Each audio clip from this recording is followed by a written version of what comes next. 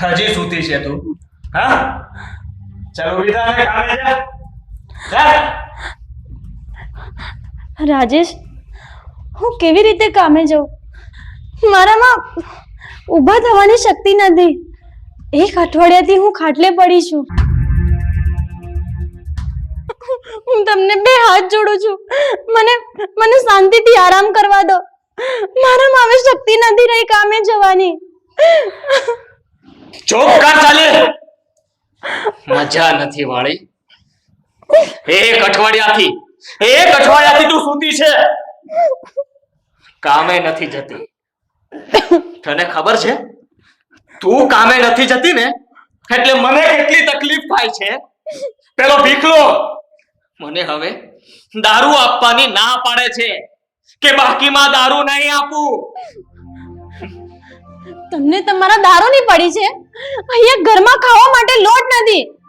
હું બીમાર છું છતાં કેટલા દિવસથી મેં ખાધું નથી. સાલી તો આમ નહીં માને.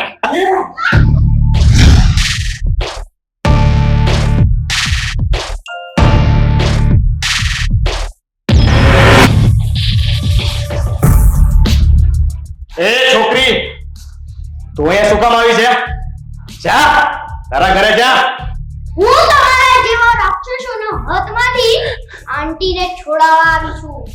તમને લોકોને તો 1 રૂપિયો કમાવાની તાકાત નથી અને બૈરા ઉપર હાથ ઉઠાવે છે.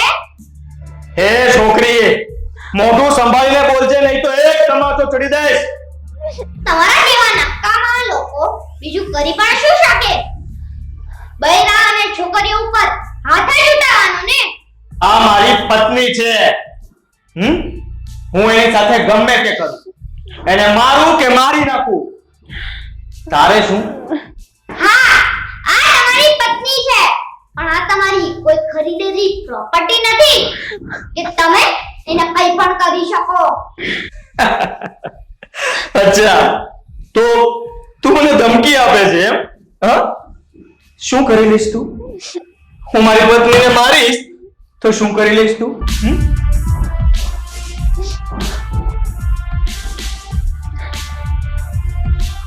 આ દેખાય છે 100 નંબર પર ખાલી રિંગ જ મારવાની બાકી છે.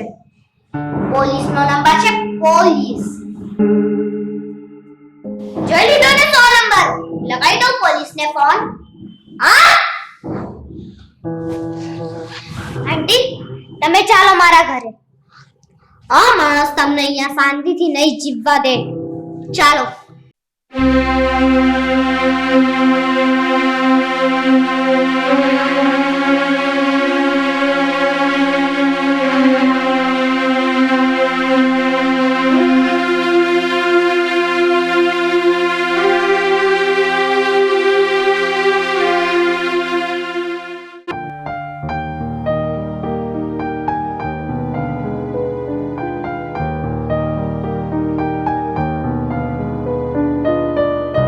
શ્રેયા, તું આ કિંજલ ને લઈને અહીંયા કેમ આવી ગઈ?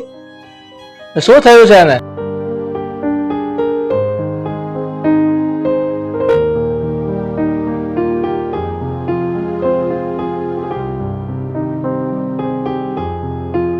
દાદા, કિંજલ આંટી 1 અઠવાડિયાથી બીમાર છે અને એમનો દારૂડિયો પતિ એમને રોજ મારે છે અને દાદાજી એમને કામે જવાનું પણ દબાણ કરે છે.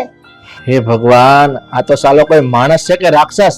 નરાધમ પોતે તો કઈ કામ કરતો નથી, આખો દિવસ દારૂ પીને રખડ્યા કરે છે અને આના પર પત્ની પર રોપ જમાવે છે.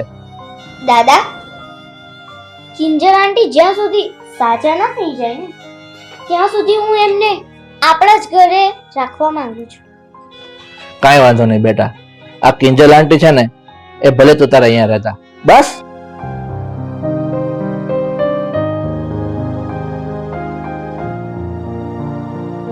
બેટા, તું રોઈશ નહીં, સૌ સારા વાના થઈ જાય.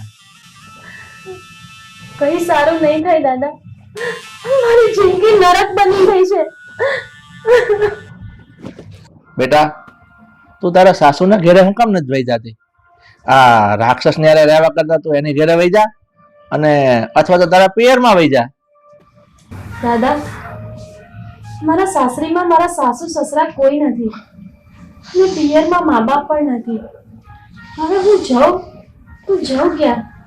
મારા સાસરિયામાં મારા જેઠ જેઠાણી છે, પણ મારા પતિના ખોટા લખણને કારણે અમને ઘરની બહાર કાઢી મૂક્યા.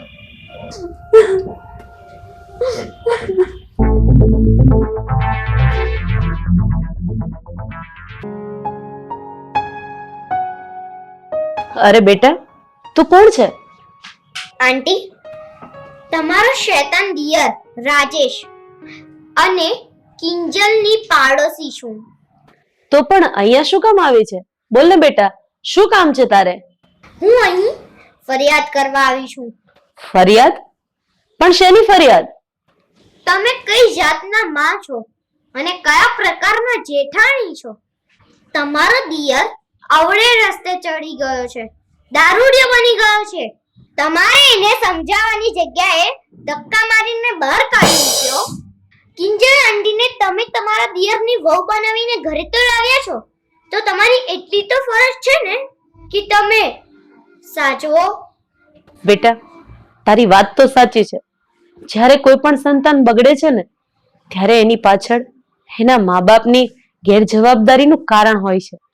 આ તમારો દિયર તમારા દીકરા સમાન છે. તમારે એને શાંતિથી સમજાવવું જોઈએ. એની જગ્યાએ તમે જ ઉપરથી મોઢું ફેરવી લીધું. બેટા, હવે મારો દિયર મારા કયા પ્રમાણે પાછો વળે એમ નથી. એ તો એના બરબાદીના રસ્તા ઉપર ખૂબ જ આગળ નીકળી ગયો છે. હું માનું છું કે તમારો દિયર તમારાથી પાછો વળે એમ નથી, પણ તમે કિંજલ આંટીની જિંદગી બરબાદ થતાથી બચાવી શકો છો ને. પણ બેટા, મારી દેરાણીને શું વાંધો છે? વાહ, ખૂબ સરસ સવાલ કર્યો છે તમે. કોઈને ઝેર આપી અને પછી પૂછો છો કે બોલ તને શું તકલીફ છે. તમારા આ કપાતર દિયર સાથે રહીને કિંજલ આંટી કેવી રીતે સુખીથી રહી શકતા હશે? તમને ખબર છે, તમારો આ દારૂડિયો દિયર કિંજલ આંટીને મારી મારી અને કામે મોકલે છે. તમારા દિયરની જિંદગી તો બરબાદ થઈ ગઈ છે, પણ તમારી દેરાણીની જિંદગી ઝેર થતા તો રોકી લો. ક્યાં છે કિંજલ?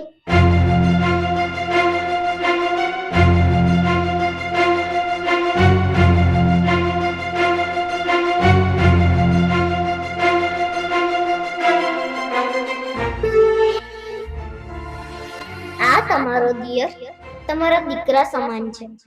તમારે એને શાંતિથી સમજાવવું જોઈએ. એની જગ્યાએ તમે જ ઉપરથી મોઢું ફેરવી લીધું. તમે કઈ જાતના માં છો અને કયા પ્રકારના જેઠાણી છો? તમારા આ કપાતર દિયર સાથે રહીને કિંજલ આંટી કેવી રીતે સુખીથી રહી શકતા હશે? આ છોકરી સાચું જ કહેતી હતી. અરે કપાતર તો મારો દિયર છે, પણ એમાં મારી દેરાણીનો શું વાંક છે?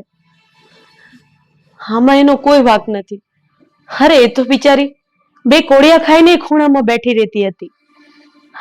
આ મારો નરાધમ દિયર એની સાથે શું શું કરતો હશે? મારે ત્યાં જવું જ પડશે.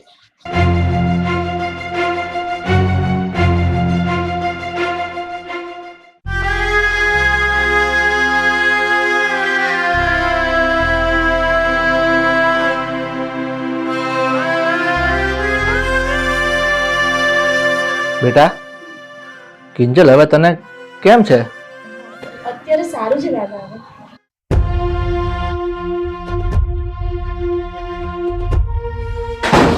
એ ભાઈ, એ શું કામ આવે છે તું અહીં? તારે મારા ઘરમાં પગ નહીં મૂકવાનો. ચાલ નીકળે છે. હું મારી પત્નીને લેવા આવ્યો છું, એને મોકલી દો મારી સાથે. ચાલ. એ ભાઈ, કિંજલ હવે તારી સાથે નહીં આવે, કારણ કે તારે એની પાસે મજૂરી કરાવી છે અને તારે દારૂ પીને એશ કરવો છે. હે કાકા, હે છે ને મારી પત્ની છે. હા, મને મન ફાવે ને એમ એની સાથે હું કરું. તમારે શું?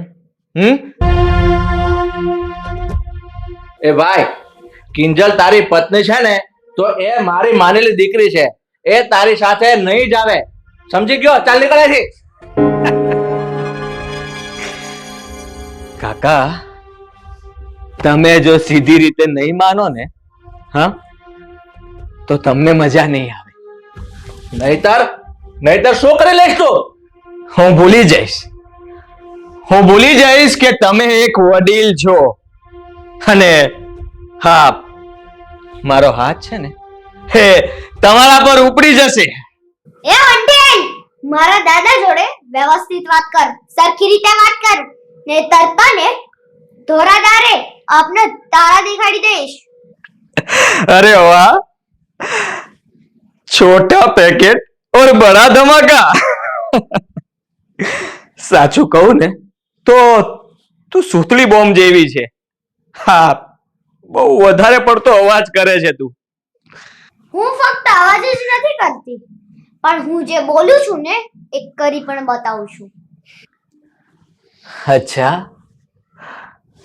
તો તું શું કરીશ?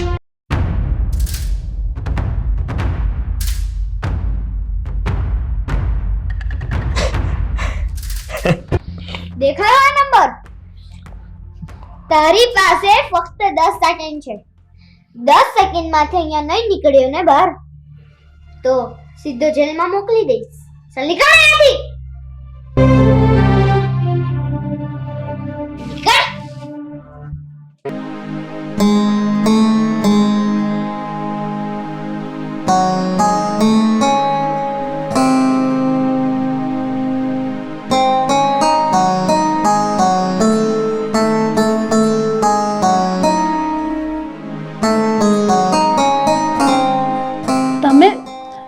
તમે અહીંયા શું કામ આવ્યા છો?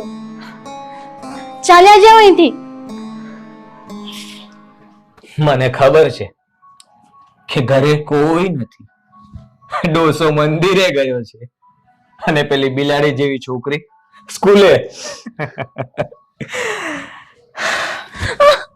ચાલ, છોડો, હું તને લેવા માટે આવ્યો છું. છોડો મારો હાથ. બહુ રોકાઈ લીધું અહીંયા. ચાલ સાલી, કામ ના કરવું પડે એટલે અહીંયા બેઠી છે. છોડો. તને ખબર છે કે તારા આ પૈસા ના કમાવાના લીધે મને કેટલો પ્રોબ્લેમ થાય છે? હા, ચાલ ચાલ ચાલ.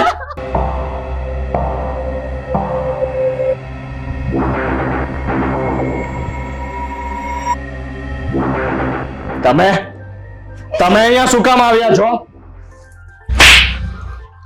આ તું શું કરી રહ્યો છે? શું કરી રહ્યો છે તું?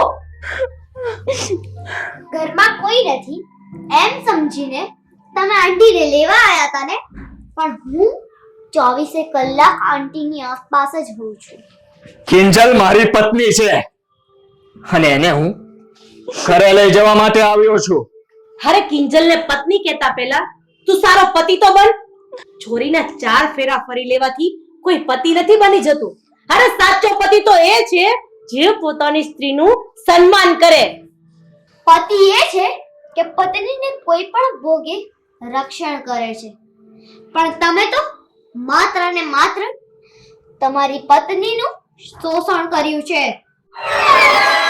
પતિ એ હોય છે કે પોતાની પત્નીના સપના પૂરા કરે, પણ તમે તો તમારી પત્નીના સપના વેર વિખેર કરી નાખ્યા છે. પતિ એ છે કે પોતાની પત્નીની જિંદગીમાં રંગ ભરે છે, પણ તમે તો તમારી પત્નીની જિંદગીમાં આગ લગાડી દીધી છે. આગ! અરે દરેક પત્ની પોતાના પતિને દેવ સમજે છે, પણ તમારી પત્નીની નજરમાં તો તમે શૈતાન છો. શૈતાન, રાક્ષસ. આ છોકરી સાચું જ કહે છે. તું સારો પતિ તો શું, તું સારો માણસ પણ નથી બની શક્યો. અરે આજે મને તને મારો દિયર કહેતા પણ શરમ આવે છે. મેં તને ભલે મારી કુખે જન્મ નથી આપ્યો, પણ મેં તને મારા સગા દીકરા કરતા પણ વધારે સાચવ્યો છે. નીકળી જા તું અત્યારે મારી નજરની સામેથી. રડીશ નહીં, રડીશ નહીં બેટા. હું તારી સાથે જ છું અને તારે હવે અહીંયા રહેવાનું પણ નથી. ગોવિંદભાઈ, હું તમારો ખૂબ ખૂબ આભાર માનું છું કે આજે મારી કિંજલ દીકરીને તમે આટલા સમય સુધી તમારા ઘરે સાચવી. બેટા, તારો આભાર માનું એટલો ઓછો છે, કારણ કે મારી આંખ આગળના પડદા તે હટાવ્યા છે. બાકી આ દરેક વસ્તુથી તો હું સાવ અજાણ હતી, સાવ અજાણ હતી. જય શ્રી કૃષ્ણ. કઈ ભૂલચૂક થઈ હોય તો માફ કરજો.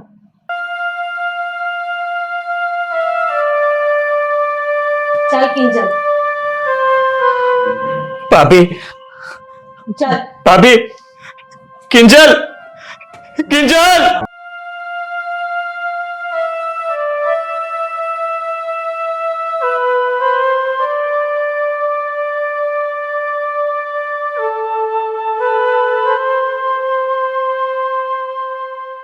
કેમ ભાઈ, તે જોઈ લીધું ને આ તારી દારૂ પીવાની ખોટી લતથી શું પરિણામ આવ્યું છે આજે? દીકરા, જે વસ્તુની જિંદગીમાં આપણે જરૂર નથી હોતી ને એનો કોઈ દિવસ મોહ નહીં કરવાનો, નહીં તો જિંદગીમાં આપણે જેની જરૂર છે ને એ સદાયને માટે આપણીથી દૂર થઈ જાય છે. સમજો?